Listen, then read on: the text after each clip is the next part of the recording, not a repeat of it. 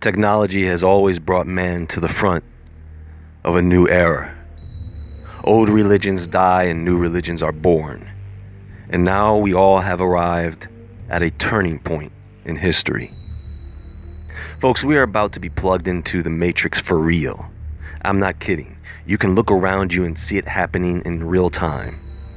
We have reached a new milestone where 4 billion people are now using the internet.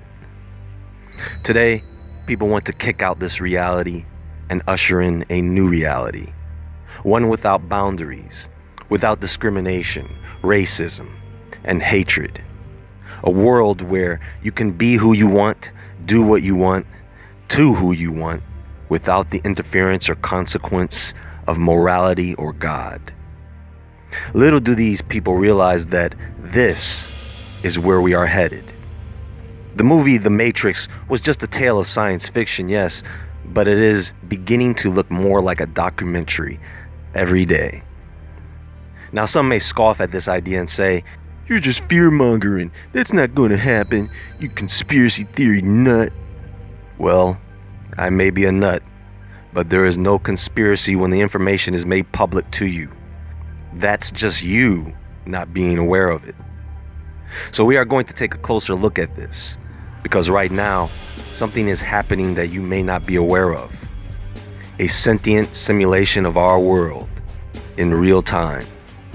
No, this is not a video game, folks. But for those who think it is, I have a question. Are you ready, player one?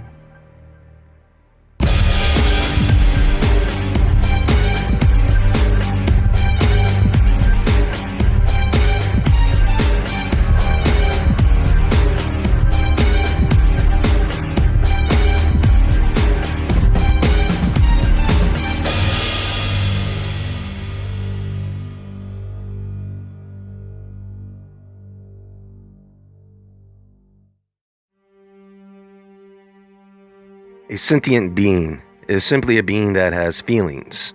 So when you take that word and place it in front of the words world simulation, that should raise an eyebrow. Now, creating a world simulation is not a new concept. Even a sentient one has been attempted over and over. For the public, these often came in the form of video games. The problem with these models is that they have to be constantly changed and upgraded every time there is a major event, new trend, or change in the real world. The Sentient World Simulation does this automatically. So what this is a synthetic mirror of the world we live in. Not a piece of it, but the entire world. And this program constantly recalibrates the simulation based on real-time world events, trends, theories, economics, industry, almost everything you can think of that would contribute to an accurate model. Not to mention the individual pieces of data on every single person represented in the simulation. So to put this in perspective, what this is a digital clone of our world and everyone in it. Now, this is a collaborative effort that has been forming for a number of years, but didn't really start to take off until around the early part of this century. You know, when Bush was in office. And the reason for this is because laws have to be passed if you want to openly collect data on the population in the name of national security and defense. So, since there is really no single person to thank for this, I'll just let you know who are the major players involved. How many of you have ever heard of Simulex Incorporated? This is a graphic software development company that conveniently started in 2001, that is regularly contracted by the US government, and what they have created with resources from Purdue University's Grandest School of Management and the US Department of Defense, along with a few other very large companies, is SEAS, Synthetic Environments for Analysis and Simulation. Oh, make no mistake about it, folks, this is very real. You're probably thinking, well, what does this have to do with me? Everything. This is how it works. This program collects data. Wherever you are, whatever you are doing right now, this system is compiling data on you. And not just about where you are and what you are doing, but how you are feeling. Because after all, You cannot truly have an accurate simulation without factoring in real human emotion. Right now, there is a miniature digital version of you living, meaning in a sentient nature, in a synthetic digital environment. People, this is the Sims game from hell. Do you know that with this program, I can throw you into a scenario where there is a catastrophe just to see how you react to it, essentially gaining the ability to predict your next move. According to a concept paper put out by experimentation engineering lead Tony Seri and Dr. Alok Chaturvedi of Purdue University in 2006, the set of models that make up the synthetic environment encompasses the behavior of individuals, organizations, institutions, infrastructures, and geographies while simultaneously capturing the trends emerging from the interaction among entities as well as between entities and the environment. I want to make this very clear. This is not a conspiracy theory. Your data is being collected. What data, you say?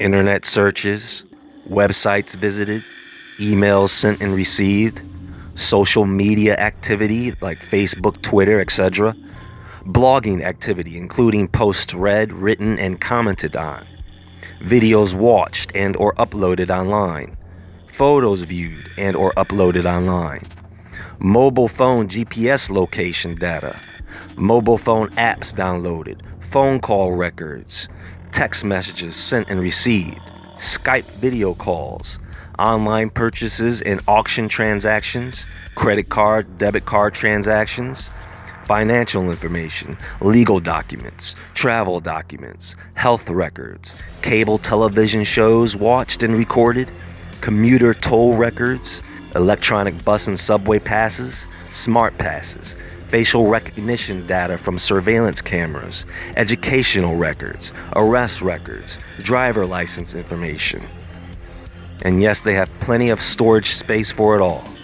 In fact, let me show you a couple of things as we head over to the NSA website.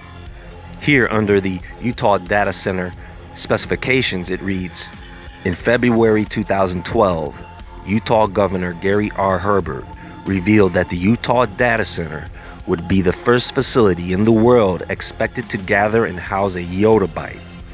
And the ultimate capacity will definitely be a lot of bytes. Now, how many of you have heard of that?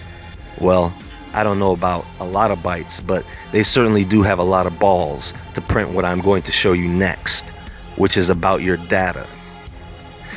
At the top, I guess that is their slogan.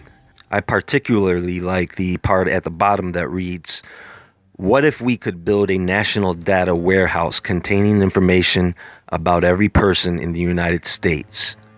Thanks to secret interpretations of the Patriot Act, top secret Fourth Amendment exceptions allowed by the Foreign Intelligence Surveillance Court, and broad corporation at the local, state, and federal level, we can. Damn.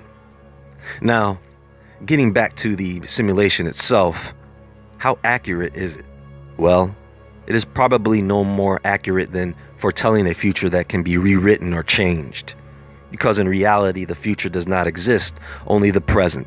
So any number of events can throw a prediction way off. My problem with this is, what's going to happen when you ultimately mix an advanced AI system with the brain of a quantum computer?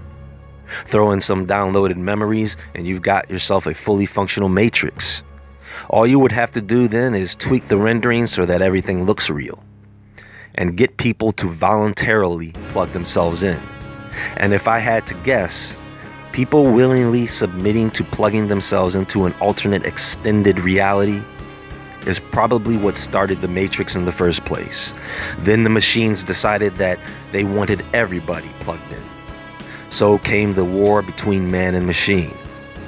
I also thought they should have made a prequel to that movie. It would be very interesting to see how we go from where we are today to that type of environment. Which again, with everything that is going on, with all the very rapidly breaking technology, this seems to be another case where science fiction becomes reality. Speaking of reality, I want to discuss something that although right now appears to be just a novelty, may become something more than we bargained for. And that is VR, virtual reality. Something many of us dreamed about as children. How cool it would be to be in the game.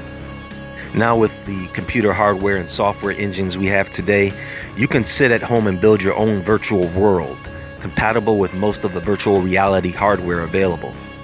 In fact, many of the low-end designs allow you to use your cell phone as the video screen. And this is the first problem. You literally have the cell phone running on high power in front of your poor eyes, 3 inches from your face. I don't even like sitting next to my cell phone. Can you imagine someone playing an entire video game with that thing in their face, up until the point to where their phone dies? It is a guaranteed headache, and perhaps something else later on down the line. You see, when you put on one of these headsets, you are looking at a split screen behind 2 wide-angle lenses. This gives the illusion of depth. If you were to play one of these games looking straight ahead at all times, then the images would converge together rather naturally, and your eyes would be in a pretty restful position. But the moment you start rolling your eyes to any corner of the screen, your eyes have to do extra work in order to get those 2 images to converge.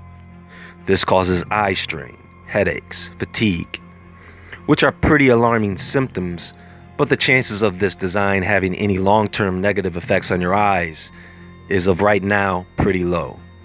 Now, there is a concern with blue light, and that is exactly what video screens emit. It is a high-energy color that is on the part of the spectrum that could be damaging to your eyes with overexposure, with short and long-term use. And the problem is not that the VR headset emits this light, it is that every other video screen also emits that light. You take staring into a computer screen or TV screen or even your cell phone all day, and then you throw on a VR headset, yeah, I think that could be quite unhealthy. More people should be wearing protective blue blocker lenses while using these devices anyway. How many people have trouble sleeping right after staring into their cell phone before bed? It's the light.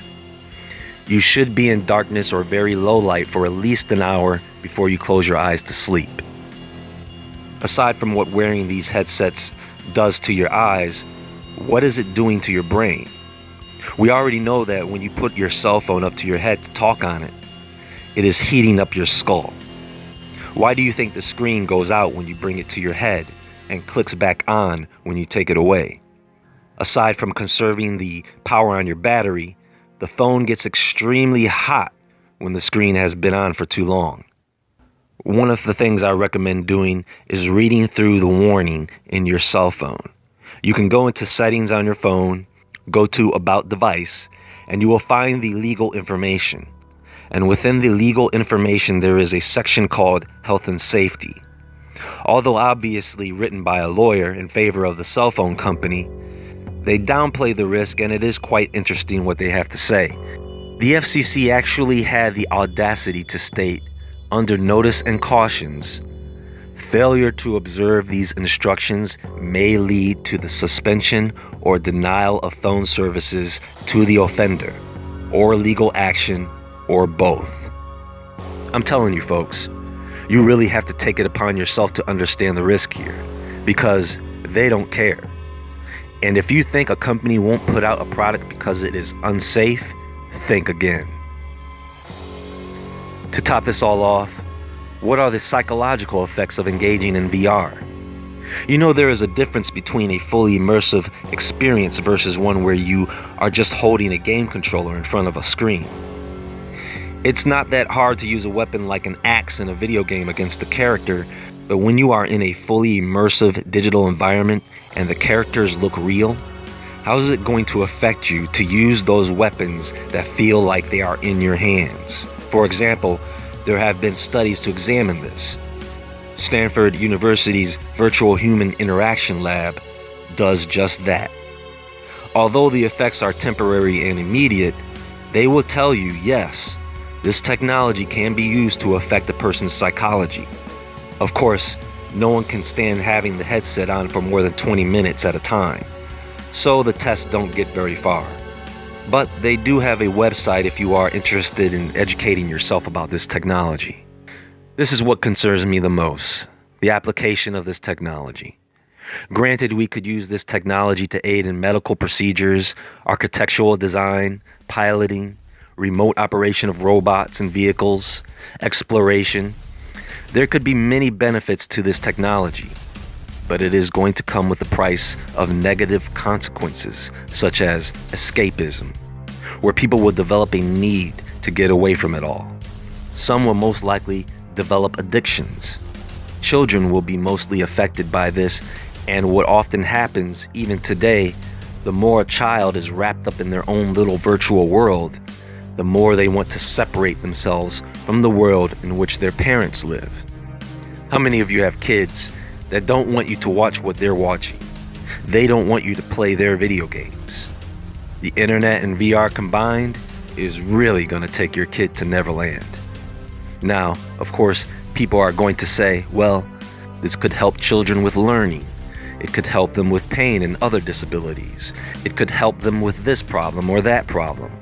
This is how they are going to justify this. Think about the children. You know, they made a movie about this already, folks. It's called The Lawnmower Man. He had problems too, but everybody knows what happened to him. I'm not against technology, but we have a bunch of electronic crap around us already. This is just another one of those things that, if used in moderation, depending on the application, could help many people who need it. But there always exist the dangers of overuse, misuse, and abuse. And those are the costs to having this technology out there. I just hope people can be responsible enough to not let us get to the point where a person can no longer tell the difference between this reality and someone's digital creation.